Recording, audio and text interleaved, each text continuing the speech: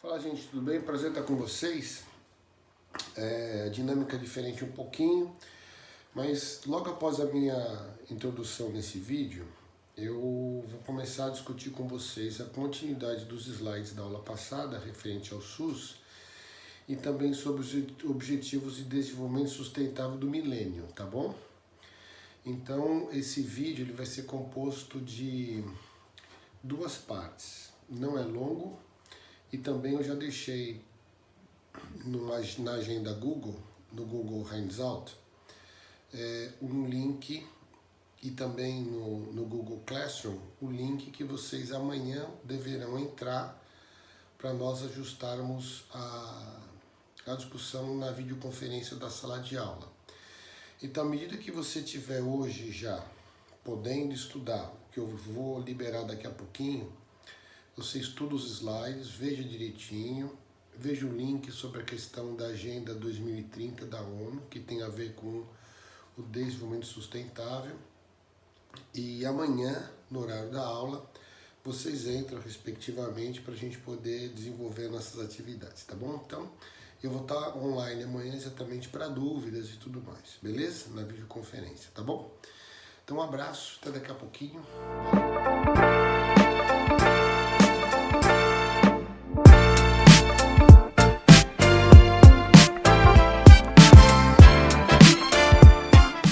Então tá ok. Na aula passada nós falamos um pouquinho sobre a questão da criação do SUS, tá certo? Lembrando que essa unidade eu divido com a professora Renata Toledo na terça-feira de manhã e com a professora Cátia Scapini na terça-feira à noite, certo? Então, o que nós temos que lembrar? Que existe uma situação importante de interface de saúde. É fundamental lembrarmos a questão dos determinantes socioeconômicos, socioambientais no desenvolvimento das políticas públicas. E o objetivo é exatamente entender como que isso acontece no Brasil. Então, onde nós paramos na aula passada, para quem esteve presente? Nós paramos na questão dos pontos dos princípios do SUS. Eu pedi para vocês fazerem um levantamento do que significa cada um dos três e agora a gente começa a discutir que é o seguinte. Quando se fala em universalidade, isso está associado à condição de acesso a qualquer pessoa, a qualquer tipo de tratamento necessário. Isso, obviamente, é responsabilidade do poder público. Quando se fala de equidade, a proposta é exatamente que todas as pessoas tenham as mesmas condições de acesso e tratamento. Obrigatoriamente é importante lembrar que nem todos são iguais. Então, a equidade ela deve criar exatamente esse processo que todos os indivíduos tenham as mesmas possibilidades atendendo às suas necessidades, certo? Aqui você vê um exemplo do que é igualdade, ou seja, todo mundo tem a mesma condição, mas não é igual pelas suas possibilidades individuais de condições e características individuais perante suas necessidades. É isso que gera a ideia da equidade. E o terceiro ponto, a integridade, significa dizer que todas as ações elas devem ocorrer de maneira que crie uma condição indivisível e integral, atendendo de uma visão ampliada todas as condições para promover a saúde, proteger a saúde e recuperar quando necessário. Integridade e tratamento, então, ele é totalitário. Dentro das questões organizacionais, temos a visão hierárquica, a regionalização, participação, descentralização, consequentemente, resubilidade.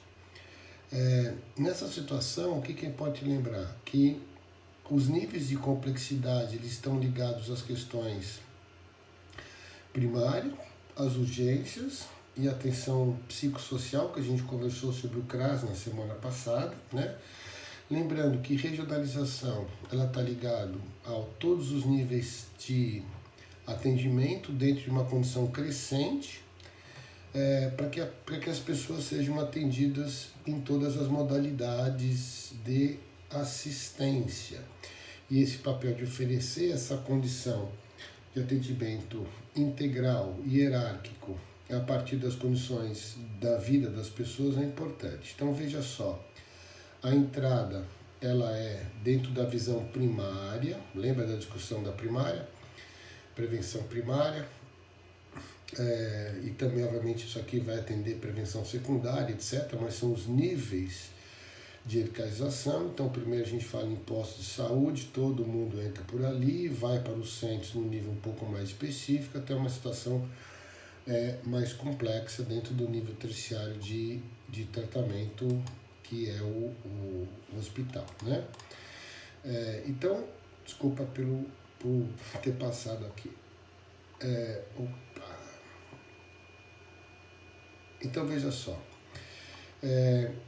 Quando a gente fala, então, em termos de ação, veja, entrando pela unidade básica, os diversos programas associados ao atendimento na ação primária e os seus respectivos encaminhamentos até que se tenha até o atendimento especializado dentro das questões necessárias para a vida das pessoas. Então, o que você vê? Você vê que existe um programa que é importante, Melhor em Casa. Isso está acontecendo hoje, né, de maneira significativa. Você tem diferentes ações integradas. Você tem a ação do SAMU, portanto, a visão ela é totalmente integrada e regionalizada. O que vocês vão fazer agora perante esse breve texto, essa breve discussão? Vocês vão ler o texto, que também já está colocado, e responder as perguntas ligadas a esse texto, tudo bem? Então aqui você já tem um pouquinho de orientação do que você deveria pensar em relação ao texto, olhando para as visões. Quem é quem, o que cada um faz, qual é as suas características, enquanto a relação de analogia entre porteiro e feiticeira, tudo bem? Veja lá o texto. Um outro princípio é a resolubilidade. Todo mundo busca atendimento exatamente para que isso seja resolvido, enfrentá-lo no nível da competência de primário, secundário ou terciário, quer dizer, precisa resolver o problema da pessoa.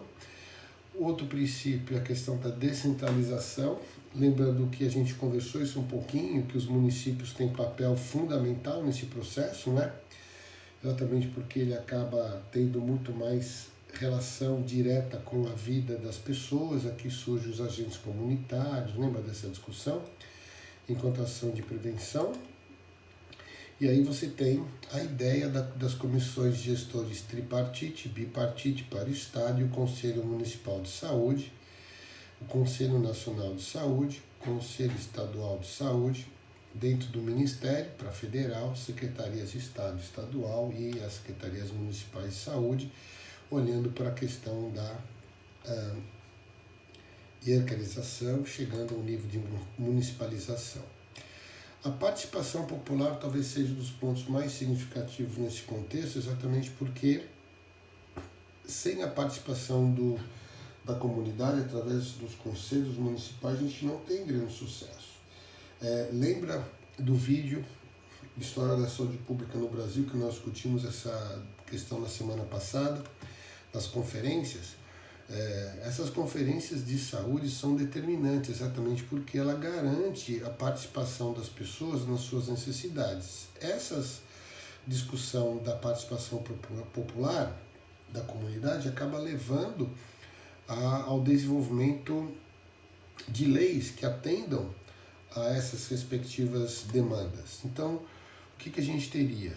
A gente tem os mecanismos de integração através dos conselhos, através das ouvidorias das próprias entidades, nos diferentes níveis, para que as pessoas possam ter a sua ação junto às conferências nacionais, que são realizadas de 4 em 4 anos, e a função é exatamente verificar, avaliar, receber as condições de saúde das pessoas, propondo diretrizes para novas políticas públicas. Por isso que você teria, então, assim, pessoas indicadas para as conferências municipais, que seriam indicadas para as conferências estaduais, indicadas para as conferências nacionais.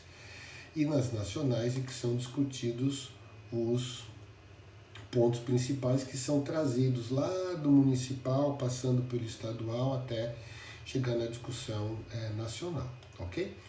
Então os conselhos de saúde são compostos na sua maioria pelos usuários, isso é muito importante, exatamente porque eles sentem diretamente, nós sentimos como usuários as nossas demandas, necessidades e gargalos do próprio sistema. E a função do conselho, como vocês estão vendo aí, é criar estratégia para implementar, criar controle, fiscalização do desenvolvimento das questões específicas da saúde, tá certo? Então, o que nós temos? Nós temos hoje, no estado de São Paulo, por exemplo, os departamentos regionais de saúde, chamadas de DIRs, né? Essas DIRs, elas estão ligadas a diferentes municípios, então tem a DIR de Presidente Prudente, de Sorocaba, a DIR da Grande São Paulo, e essas DIRs elas estão recebendo informações de toda a comunidade, promovendo ações específicas na nossa demanda enquanto população, tudo bem? E aqui são as macro-regiões do estado de São Paulo, olhando para a distribuição em saúde. Então, o que vocês vão fazer agora?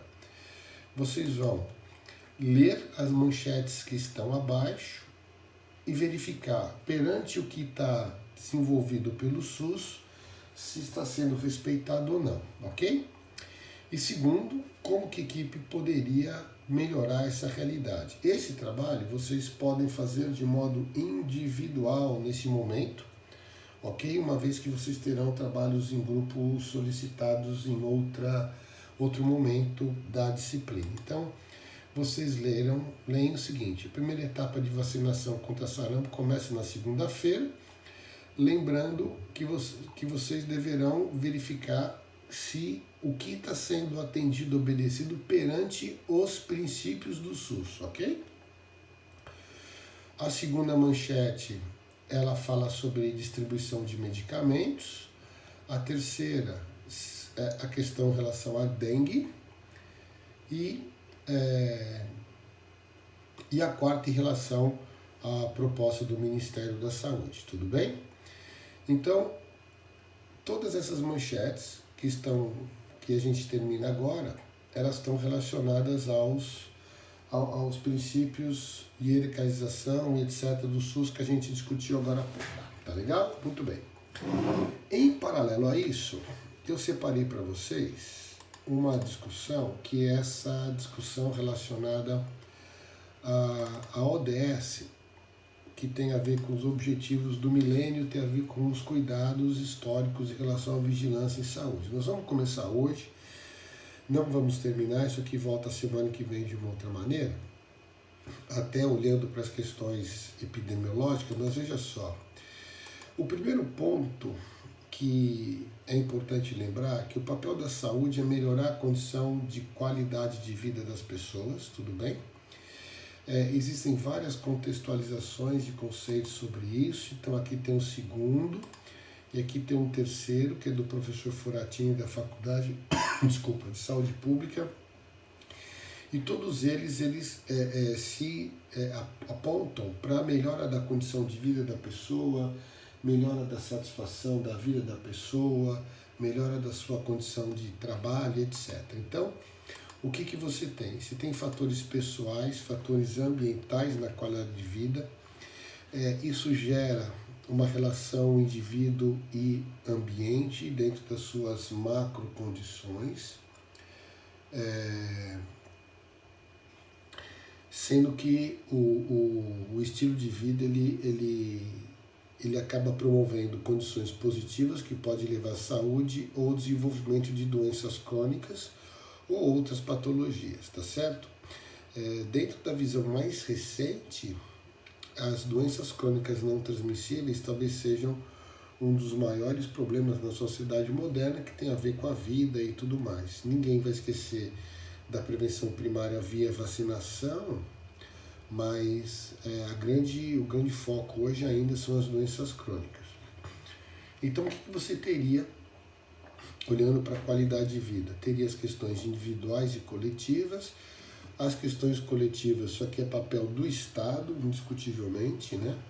E as questões individuais são as próprias condições da vida do indivíduo que cruza com aquele contexto coletivo. Mas, de qualquer maneira, existem comportamentos estabelecidos aqui, né, específicos, que podem se relacionar com essas variáveis ambientais.